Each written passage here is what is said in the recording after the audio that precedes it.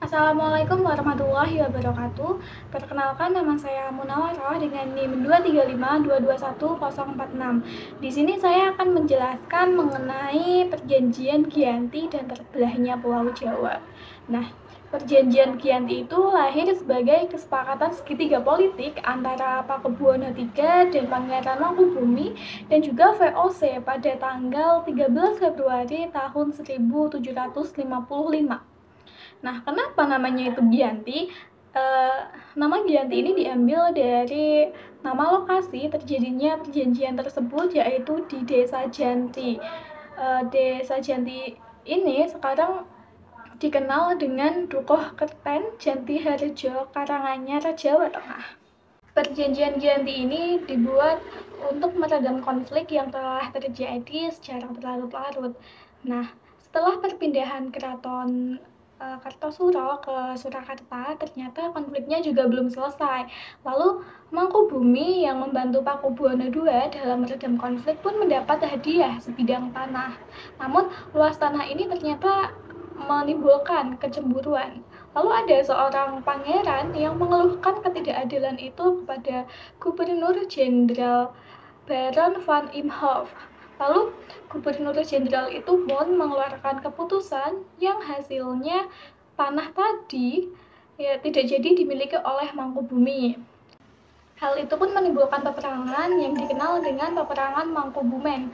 Lalu Gubernur VOC yaitu Nicholas Hertig mengambil sikap dengan melakukan perundingan kepada Mangkubumi. Nah, pada tanggal 23 September tahun 1754, perundingan itu menghasilkan nota kesepakatan yang kemudian notanya itu disampaikan kepada Pakubuwono III. Nah, Pakubuwono III ini adalah pengganti dari Pakubuwono II. Nota itu berisi bahwa Mangkubumi mendapatkan wilayahnya. Kemudian Perjanjian Giyanti ini menjadi pangkal terbelahnya Pulau Jawa yang dikenal dengan Palihan Nagari. Lalu Mangkubumi itu naik tahta di Yogyakarta sebagai Sri Sultan Hamengkubuwono I. Perjanjian Giyanti tadi yang di dalamnya tidak merincikan wilayah apa saja, akhirnya itu juga menimbulkan konflik lagi. Nah, setelah Perjanjian Giyanti, tadi Raden Mas Said selaku anak dari Pakubuwono itu masih melakukan pemberontakan untuk menuntut hak sebagai penguasa wilayah. Lalu pada Oktober 1755, Raden Mas Said berhasil mengalahkan sekelompok pasukan VOC dan lalu pada Februari 1756 dia itu hampir membakar keraton Yogyakarta. Setelah perang selama bertahun-tahun tadi, akhirnya VOC itu ingin menyudahi peperangan itu.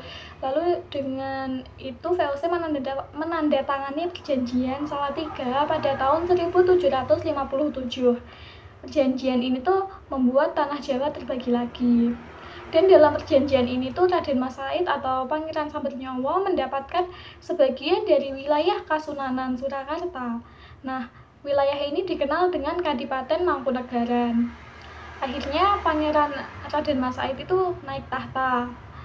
Pada tahun 1813, Kesultanan Jogja juga terbelah dengan lahirnya Pakualaman.